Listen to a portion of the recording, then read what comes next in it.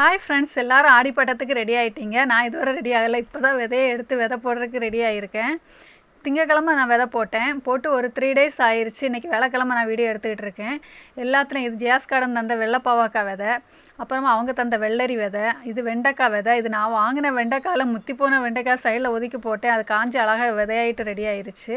நான் வாங்கி வச்ச அவரைக்காய் விதை, கொத்தவரங்காய் விதை, இது ஜியாஸ் கார்டன் தந்த வெள்ளரி பிச்சு விதை. இதுவும் நான் வாங்கி வச்சுருந்த முள்ளங்கி. இதை தான் போட்டிருக்கேன். என் மாடித்தோட்டம் ரொம்ப சின்னதாக இருக்குது. எனக்கு போடக்கூடிய இடமும் வசதியும் இல்லை.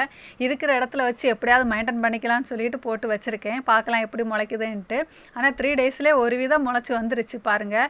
வெள்ளரி மெதுவாக முளைச்சி வந்திருக்கு 2 இதில். இது வந்து அவரைக்காய், நம்ம கொத்தவரங்காய் போட்டது, அதுவும் முளைச்சிருக்குது. இது வெண்டைக்காய் 2 முளைச்சி வந்திருக்குது. ஆனால் பாவக்காய் முளைக்கலை. இது வெள்ளரிக்காய் முளைச்சிருக்கு. பாவக்காய் முளைக்கலை, சுரக்காய் முளைக்கலை. பார்க்கலாம் எப்படி முளைக்குதுன்னு. ஆனால் முள்ளங்கி ஒண்டியாக சூப்பராக முளைச்சி நிற்குது. இந்த வீடியோ பிடிச்சி லைக் பண்ணுங்கள்.